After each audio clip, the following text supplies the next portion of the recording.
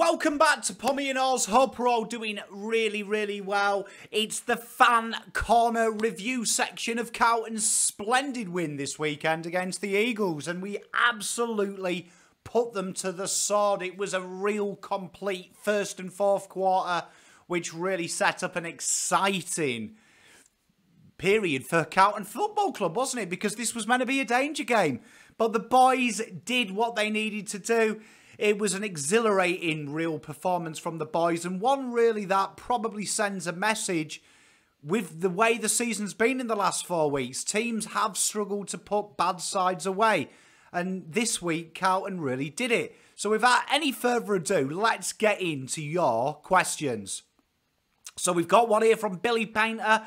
What went wrong in the second quarter? Good question. And Ben Tripp, what went wrong in the second quarter structurally? What did we get right for the other 3 quarters in being so solid? Well, these are absolutely excellent questions, so let's take a look.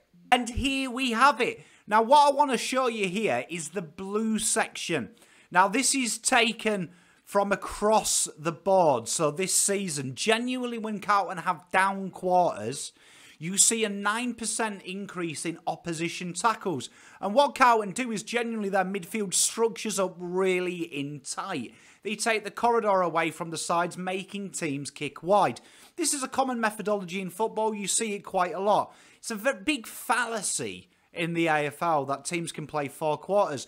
You actually find no side in the AFL does. What they do is they mask their rest periods by making the opposition work hard. There's multiple ways of doing that. But you can see when Carlton are at their best, they start strongly.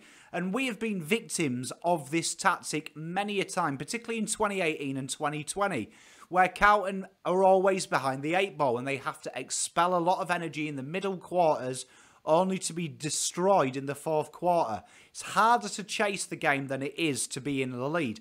But Carlton, it's really a maturity thing, because you see the yellow is genuinely in their good quarters.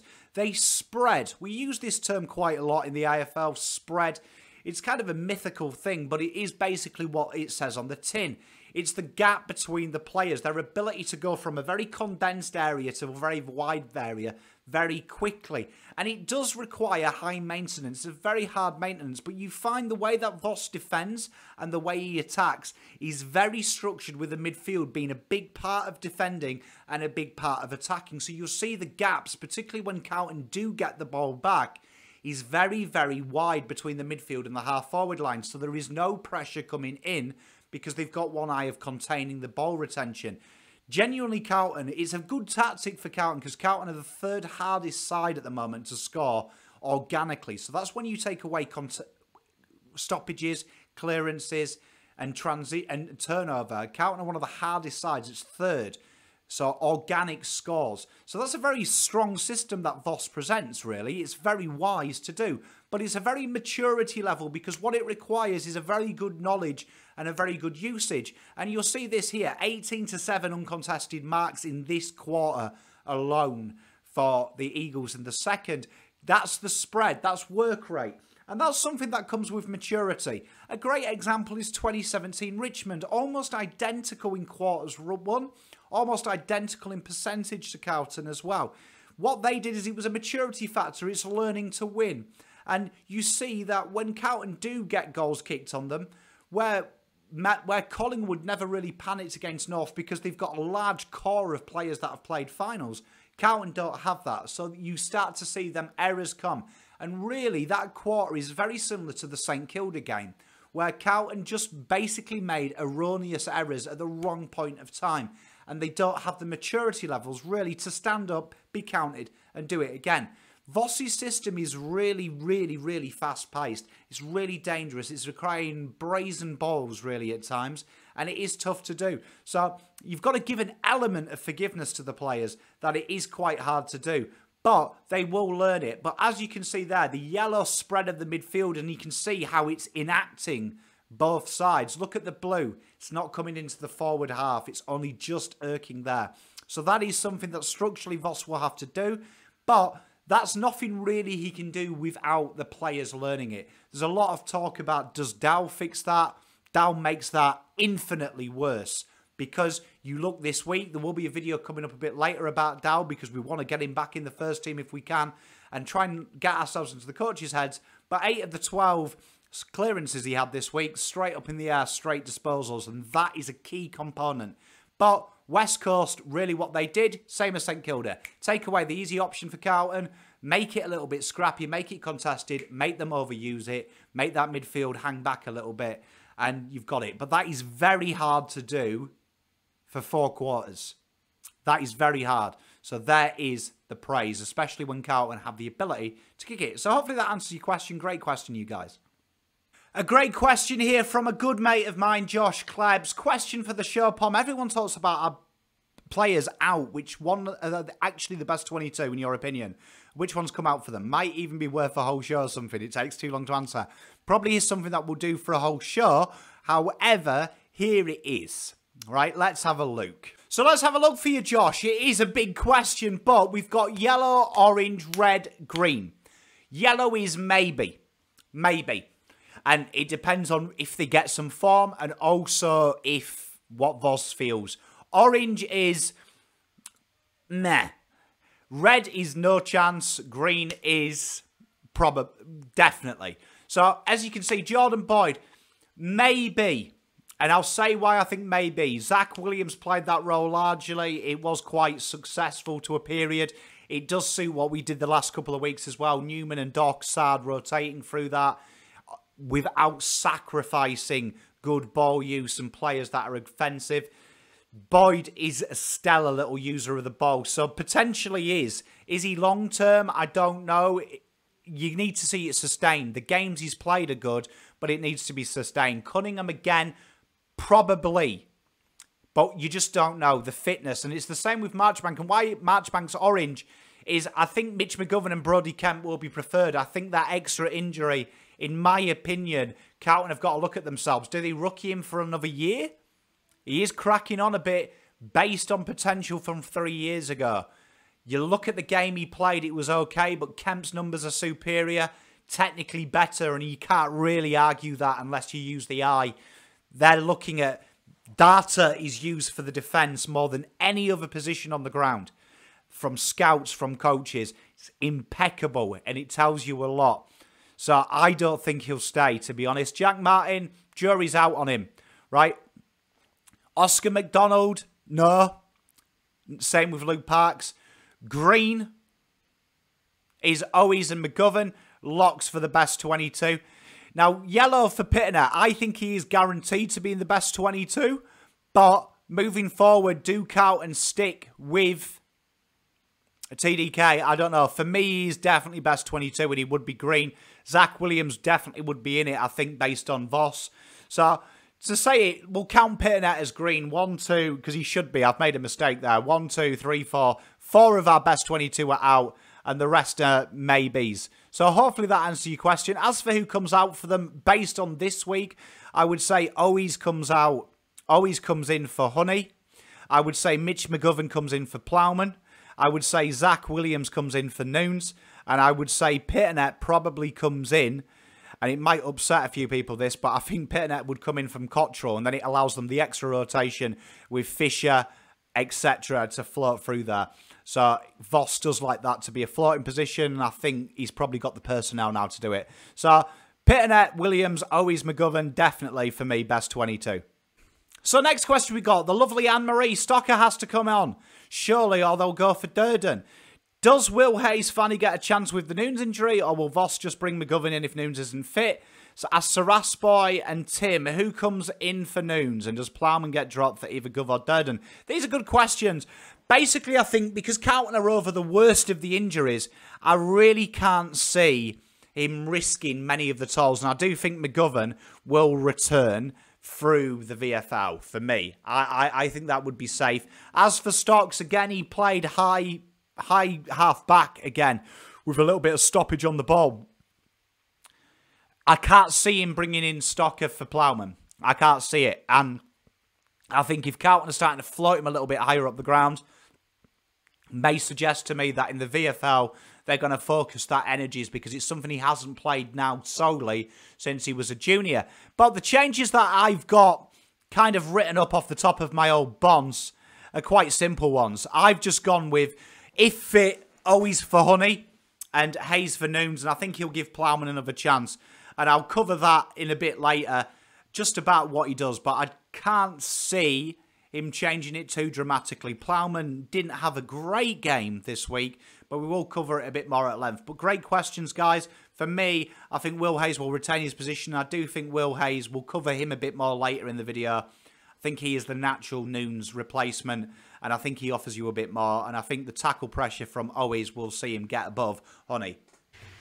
Hey you guys and girls, make sure you hit that like button, hit that subscribe button. If you do want to as well, you can go a step further and you can become a member of the PommyinOZ crew. Link is in the description to do that. Just click it, or if you are already subscribed, it should say join. If you are on Android, if you are on iOS though, click that. Wonderful little community. We do things like sponsor Domaku, Shandor, big member of the community as well, PommyinOZ. We like to give back here. It's a nice little fun community and it helps us do wonderful things like the content we produce for you. Thank you so much for your support. Remember, 48% of you haven't subscribed to the channel. Let's do that. Let's smash that 3K and really, really go into 2023 with a huge, huge subscribership. Can't thank you enough. Enjoy the rest of the video. Let's see what we've got next then. We've got the legend that is Ash. Good day to you, my friend. Good, knowledgeable football fan is Ash. Wonderful magician as well, on the side note. Who's the best player in the league and why is it Charlie Curnow? We love these, don't we? And the LMC is kicking 5-0 in the Coleman. The best time to drop the F-bomb in a TV interview. Well, I mean, when you do that, you can pretty much do what you want, can't you, for me? I mean, I don't know about anyone else. I mean, I drop the F-bomb all the time and I'm not leading the Coleman. But let's have a look at Charlie's game. So there is the hunk of flesh himself.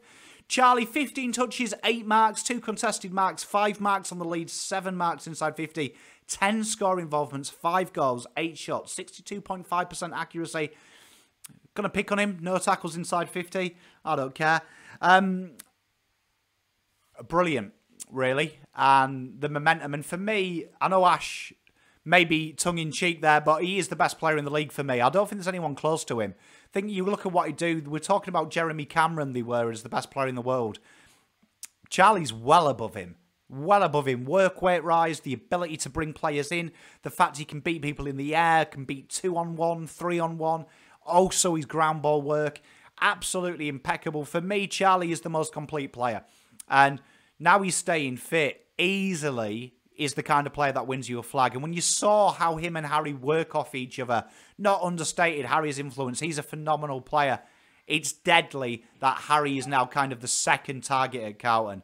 Absolutely fearful. If you are a football defender, you quake in your boots. Charlie, for me, wonderful game this weekend.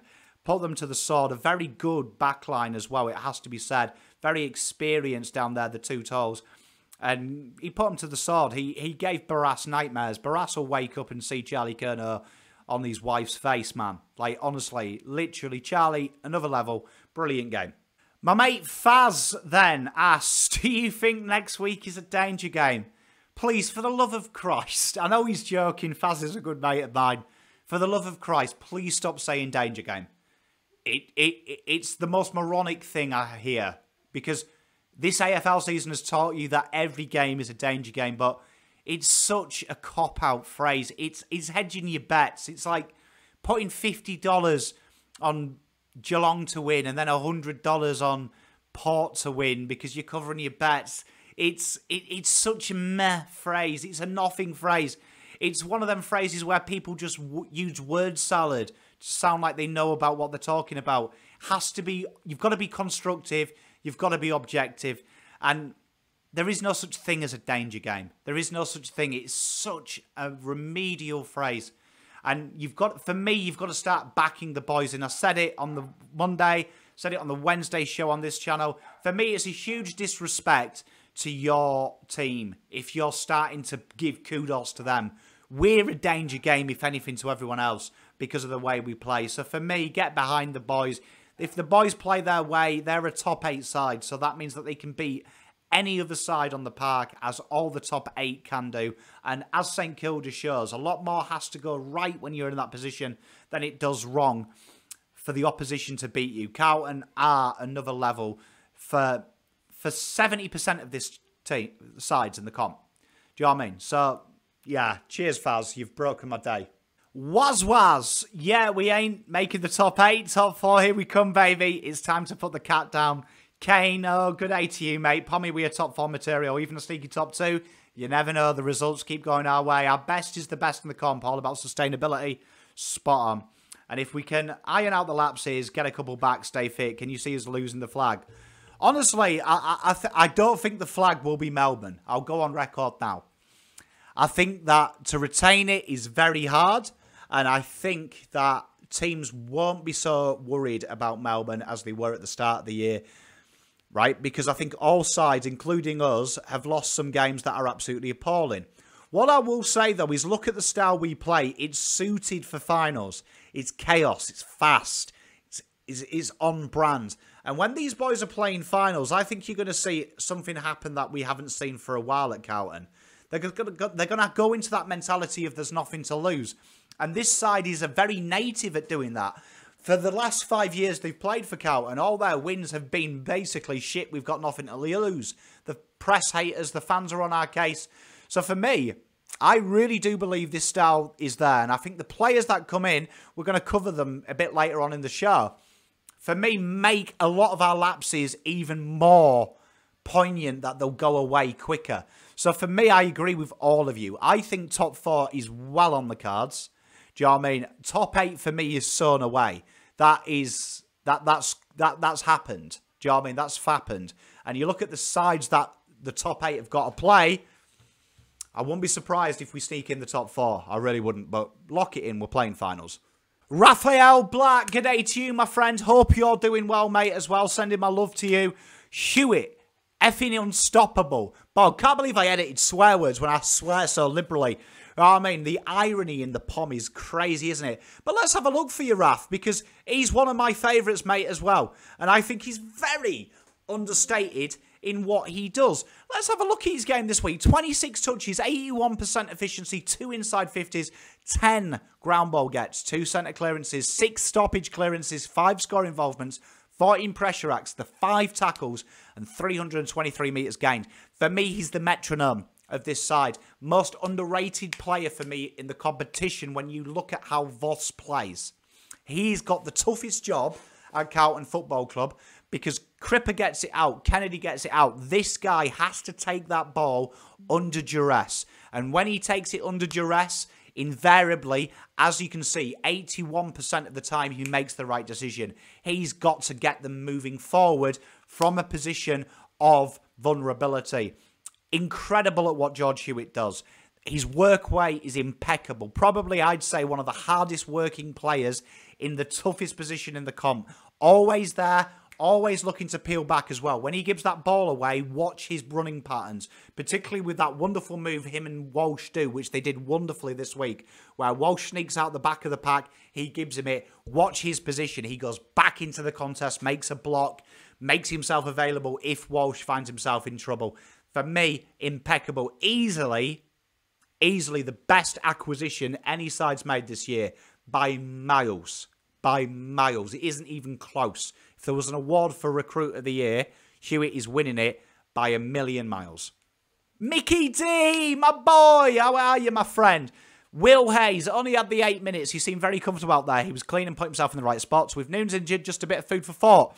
Mate, said it a couple of weeks ago when he went back to VFL that I think this guy here is a shoo-in to take Noons' spot. And I am a big fan. We also had Chris Scalia as well. Question for the review. Is Hayes a better defender than Noons? Or is he more attacking? These are great questions. And let's have a look at it.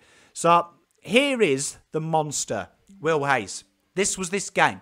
5 touches, 60% efficiency, 1 inside 50, 0 rebound 50s, 2 marks, 3 score involvements, 89 metres gained. Really impressive. He played a lot on the wing.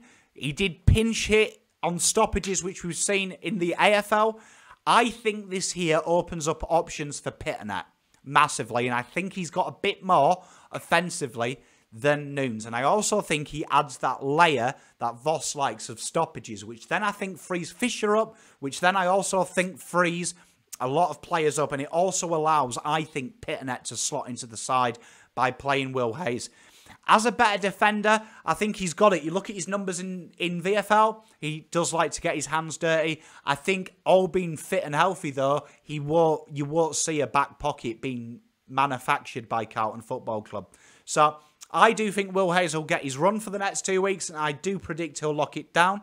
I think they're very similar players, but I do think Hayes has got a lot more upside offensively, and I think he does the job just as well. Very identical role in what he does as well, and I'm a big fan. You know I love Nunes, but I do think Hayes has put himself in the position. Chris White, good day to you, mate. How are you, my friend? You were critical of Josh Honey. Can you elaborate on the reasons listening to your watch-along? I wasn't so much critical of him. I was more constructive. I'd like to see him get involved a bit more. I think sometimes he's a bit tentative. And I feel that he's really putting himself in the spot to go against Jack Martin. And I think when you see Voss has rotated Cottrell there, he's rotated Walsh there, I think he wants a little bit more from his half forwards. And I'd like to see Josh Honey be a little bit more bolder with his approach. It was no way a criticism because he's one of my favourite players and I'm a big fan. But what I'll show you what I mean. Here is Josh Honey, and this is his games throughout the year. 7.7 disposals, 1.7 marks, 0.3 contested marks, 0 marks on the lead, and that's a big one for me. 0.7 marks inside 50, 3.3 score involvements, 1 shot on goal, 15.3 pressure acts, and 1.3 tackles. Now, his tackles are really impeccable, right? But when PeterV's back, JSOS does them pressure numbers straight away. So he's okay at the moment. And then when Owens comes in, he does them pressure numbers. And he also likes to get it high forward. You've got to have a point of difference in that forward line, right? So at the minute, he's kind of like JSOS, kind of like Owens, right? I need them marks on the lead to be about 2, 3. Whoever's playing this third tall, because effectively that's what JSOS and him do off that half forward, got to have higher marks on the lead. You've got to get involved. You've got to look for the ball actively. It's okay while Owens is not in the side, but one of them has to kick goals, right? Durden did it this week, did really well. Owens gets his goal a game. JSOS is in and around them numbers already.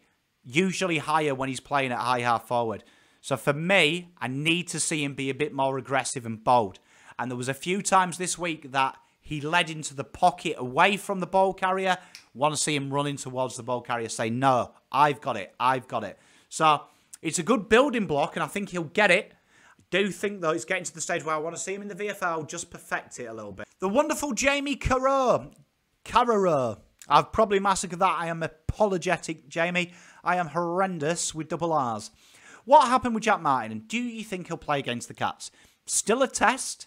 It's been a while. For me, no.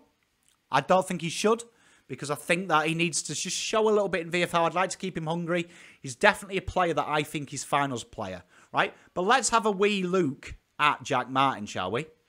This is Jack Martin's numbers for the year, right? 9.1 touches. So just keep Josh Honey in your mind, right? 3.3 marks, 0.7 contested, 0.7 marks in the lead, 0.9 marks in 50. 4.4 score involvement, so higher, nearly a goal a game. 1.9 shots, 2 shots a game, roughly. 8.7, so half the pressure acts of Josh Honey. 1.2 tackles inside 50.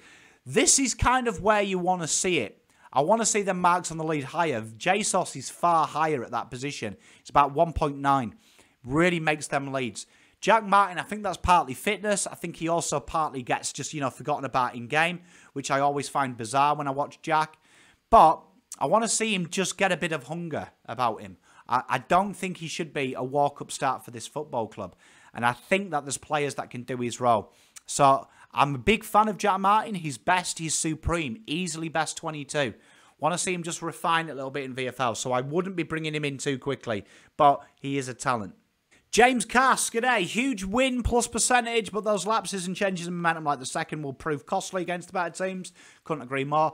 The whole team was massive in the last quarter. Silvani is massively underrated outside of Carlton's four walls. Put some respect on the name. Mate, you're preaching my language. I've been saying put some respect on Carlton's name all year. But let's have a look at JSOS. This is very understated, this game. Very understated. 17 touches, 6 marks, 2 contested, 1 intercept mark, 4 clearances, 6 score involvements, no goals, 1 behind, 6 tackles, 16 pressure acts, 3 tackles inside 50, 28 rug contests, 42.9 percentage against 2 juggernauts, I might add as well. 2 juggernauts in Bailey Williams and Nick Nat to win 43% hitouts to advantage, to have 43% hitouts to advantage. Phenomenal. And he puts himself on the line. Once he goes to high half forward, watch things change. Watch things change and watch this guy go off, because I think he's getting himself involved and I think he's earned his spot. Couldn't agree more with you, James. And real metronome for Carlton in pressure. I'm a huge JSOS fan. Phenomenal. Considering that the size of this guy and who he's competing, absolutely wonderful. Carlton are truly blessed. And for me, I think he is one of the best high half forwards in the game. Paul Black, nice win. Was a bit worried at half-time, but the boys really stood up. Our best, we have a good chance against Geelong. I'm glad Brisbane lost. Just wish Collingwood done the same. So happy at the moment. Go Blues. Mackay, Kerner, 5 each. I agree, and I think you've got to look at the head of the fixtures. GWS and Adelaide ain't playing crash-out football, so that takes us to, what, 13, 14 wins? Get them out of the way. Collingwood, I think, I can't see us losing twice. Do you know what I mean? Carlton are really in with a huge shot, and I think people forget that they do these ladder predictors and they pick the favourites. The favourites never win. You know what I mean? If you do multis based on the favourites, you're screwed, and there will be a few twists and turns to go in the season ahead. So I agree with you. The boys really have got it. Really have got it down pat. And I love the question, Paul. Love the question. Christian, g'day to you, mate. How are you? Quarter 1 and quarter 4 today is the type of footy that will help us get the chocolates against Geelong. Or are there any other layers you'd like to see? There is indeed, all right? And I want you all to sit down and get a little bit excited for a minute. So think back to the start of the video where we talked about what happens when Carlton control the game. There is a lot of opportunities for intercepts, and genuinely the ball gets condensed in that half-back position, that back pocket position, and Carlton get under a bit of strife. And the more repeat inside 50s that we have against us, they edge back. And there's no one really to take the game on, right? But there is, and we're forgetting about him, right? And ladies and gentlemen, may I introduce you to the guy that's going to change everything, Mitch Mcgovern. This guy here, understated in what the role is. And you saw it quite a lot against Richmond and the Doggies when he was playing, of what he does and how it frees Wheatering up, how it frees the boys to really, do you know what I mean, go for it hard and really attack the ball. 85.2% efficiency, 3 spoils, 4.5 pressure acts in the defensive half, 5.5 intercept possessions, just under a tackle a game, 5 marks, 3 intercept marks, 2 score launches, 83 one-on-one win percentage coming from your third, and that allows him to float in front of Wheatering and Young. Very devastating, and just under 4 pressure acts. This guy is a key ingredient. He will replace Plowman. There's no surprise at the start of the year he was preferred. That's how Carlton played, with Zach Williams in the back pocket. Another guy that takes it on. That was a heavily rotated position. The back 7, we'll still call it 7 because 1 comes off the bind, looks a lot sharper when you have this ingredient is. And that is a very offensive strategy. And that will play into Carlton's hands. And mark my words, when Mitch comes, them second and third quarters won't happen so much, because it means you've always got the opposition with one eye of being caught out the back. And it's something that Tom Stewart does impeccably well for Geelong. They can be under a lot of pressure, but they hold players back because they know he can turn defence into attack. So great question, Christian. Here's your man. Bluebagger, g'day to you, my darling. How are you? What can we fix so we can beat Geelong next week? I have a dream. Who we got to chase Stengel? Sad. Sad or Doc. I reckon we'll take that job as they did this week. Newman did it as well a little bit on Lewis Ryan, and on Ryan sharing the job with Plowman. So I think that they'll definitely see to him when he goes high up the ground. And imagine Plowman takes him though when it's 1-on-1. How do we beat the Cats? We'll come on to that. Dom, mate. How are you? Arthur.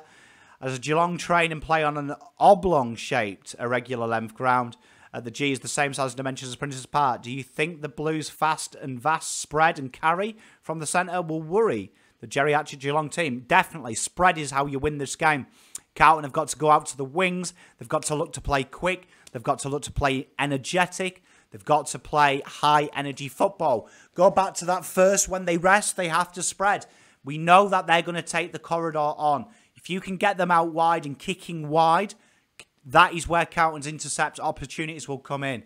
They are a very, very disciplined side, and that is why they win football matches. It's not talked about enough, but how disciplined Scott makes them play their system is why they're a threat. They don't genuinely give up too much. You've got to beat them. They are beatable, though, and they are on a big win streak, which means no side keeps on winning.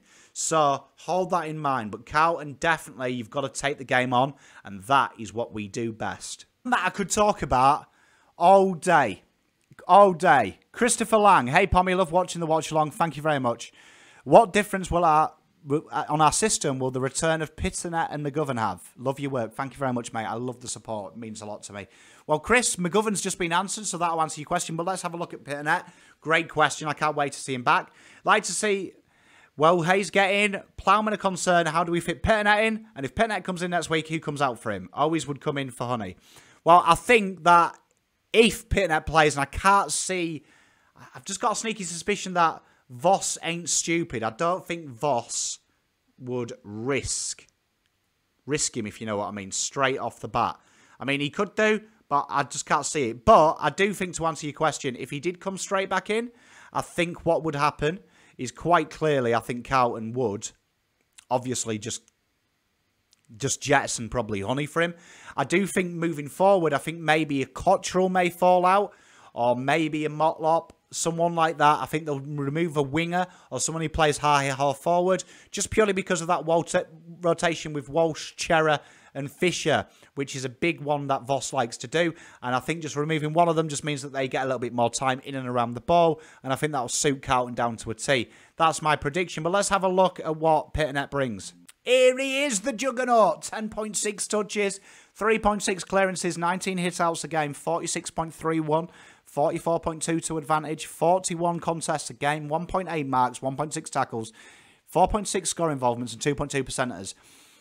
I think what this does as well is why I suggest maybe a Cottrell who has been playing a lot higher up the ground this week. If it was a straight shot, I think it would be Owens, because I don't think Owens will get up this week. If he does, I would do Owens for Honey. But I could see him coming in for Honey for one reason. I think that then allows them to play free up the forward. We saw traditionally at the start of the year Charlie work a lot higher up the ground as an interim, and H do the same. I think it gives them an extra rotation. I don't think it's as hard to slot him in. And I think TDK will go up a level with PeterV there as well, because we saw him really being used towards the end of quarters where he was devastating, and now he's really gained confidence.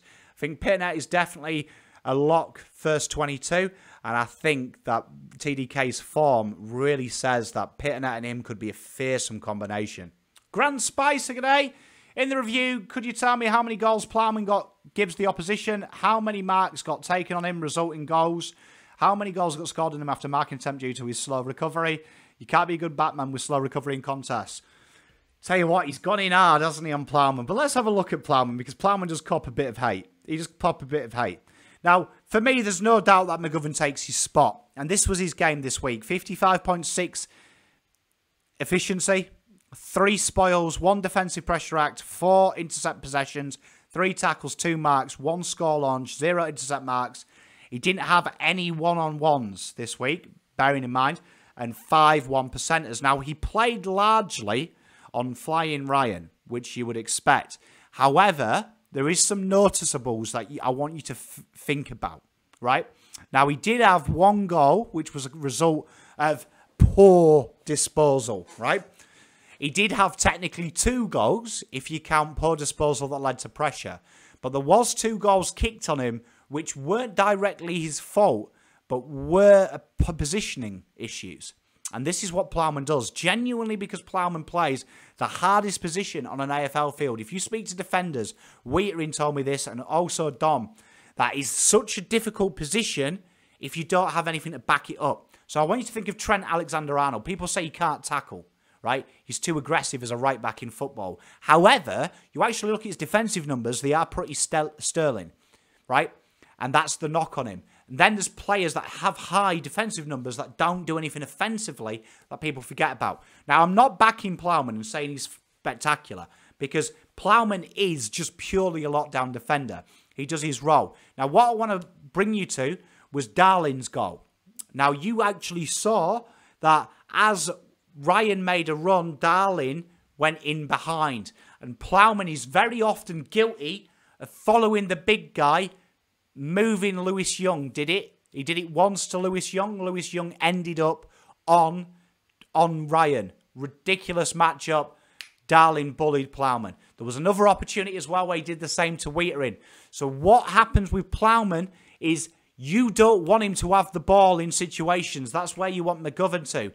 Plowman does think slowly and puts his side under pressure because he doesn't take the game on.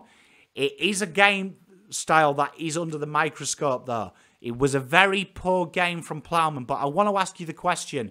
Would you play Stocker on a third toe, bearing in mind that he's split about career this year, 70 on a small, 30 on a medium-sized player when they rest a ruckman. Darling this week. Would you trust Stocker on Darling? You'd be mental to. You'd be mental to. And at the moment, there is no defensive players. And it would have been a huge risk to play Durden back when we've had no key defenders all year. So, Durden may come in for him. I think Voss will back him in. Voss keeps saying he's a very important role player. You've got to remember the role he does. It isn't meant to be exciting. It isn't meant to be airs and graces. His ball use did let him down this week. His positioning let him down. Was a bad game, but there is also games where that has actually saved Carlton. Got to remember, though, you are asking a lockdown defender to bring something offensively, and that is where he comes unstuck. He's what he says on the tin. He is a bang 6 out of 10 footballer who just does his role. He's a role player. When Mcgovern comes in, though, you'll see a difference. And it's bearing in mind, Mcgovern, quite often defensively, his positioning is woeful at times because he is a new age defender. But he gets away with it because of his intercepts. Plowman doesn't. He does his job, does come under the microscope, and it was very obvious this week he was very poor. Has to sharpen that disposal up, and he has to give it away very quickly. When he does, and he looks to take the game on, you can see he's lost in thoughts. Some of them kicks were woeful, as we've said. Giroud, my mate, how are you? What do you think we should do with Walsh? She's playing at half forward. That moves into the midfield. But Philly pats the game inside midfield. It's funny how people see the game, isn't it? Because last week he was played predominantly on the ball. This week, 45%. And you saw why. 8 scoring involvements, 25 touches, 80% disposal efficiency, 4 inside 50s, 5 marks, 8 scoring involvements, 3 stoppage clearances, 21 pressure acts, 303 metres gained. For me, I think when he was played like he is at St Kilda, where it was nearly 70% on the ball, they took all that time off Chera, they gave all that Fisher time to him. I think you lose what he does in space. I think this guy, when he's in space, and I agree with Ken Collins on this, get him into a bit of space, it's good. When he starts outside of the square, which is technically the wing, but really I don't count it as the wing when it's around centre clearances, that move out the back of the clearance is impeccable. It sets Carlton up. It happened about 4 times this week that got us goals. And his work around stoppage, I think, is better. I think I want to see this guy, when it is condensed, in traffic, breaking away. But around the centre, I don't want him anywhere near centre clearances. I want him doing that run out the back and looking to set the game up. I can see why Voss trials him at half forward, and I do like it. And I'll tell you for why. I do think we lack someone who's got a bit of intent. That goal he took was very good. So I see what you're saying, Giroud, but I don't think he's a pure inside midfielder. I like the Hewitt, Cripps and Kennedy combination, and they're getting it out to boys who can use it, like this fella. The gorgeous Edwina, g'day to you. She loves a bit of Morrissey. A boy with a thorn in his side. One of my favourite bands, The Smiths, and Morrissey is my favourite. It became a dream scenario. Had to duck in out of the watch-along as I had it on the radio. However, next season, if finances allow, I'll get KO so I can sync with a family gathering. That'd be awesome. It'll be good fun as well. We love you, Wiener, and thank you very much. I love doing the watch-along. My favourite part of watching football is watching it with you guys and girls. You're all mad heads. And to finish off, Cammy Crooks. I think Young is up there with the Recruit of the Year. Iron Fist going to be better next week. Young and Wheatering versus Cameron and Hawkins. It's a very exciting matchup, is it not? And let's have a look at Lewis Young. This is the game this week. 85.7 efficiency, 11 spoils, 2 defensive pressure acts, 6 intercept possessions, 1 tackle, 7 marks, 3 intercept marks, 2 score launches, 100% one-on-one. So was Wheatering, and 12 1%ers. Impeccable player, very underrated. He's built into his role. Him and Wheatering, for me, are the best combination in the AFL. And you remember last year we talked about Lever, Petty, and May. I think McGovern, Young, and Wheatering on their day are way better than them three. And they offer so much more. Petty is always the question mark in that one. This guy brings something. And it's a bit like our forward line. You can stop one, isolate one. Hard to isolate two. And impeccable one-on-one. I agree with you. Brilliant footballer. Love him to pieces. That's that then. Thank you very much. The questions were wonderful. Make sure you check the Quacking Cauldron out. They are wonderful. Her witchcraft got St Kilda the win. Probably got us the win as well because we got our gold there. That helped us out. Check that out. Thank you very much for all the questions. Thank you very much for the love and support. Smash that like button. Hit that like button. Give it a share on the socials. Make sure you subscribe. Until next time, Pom out.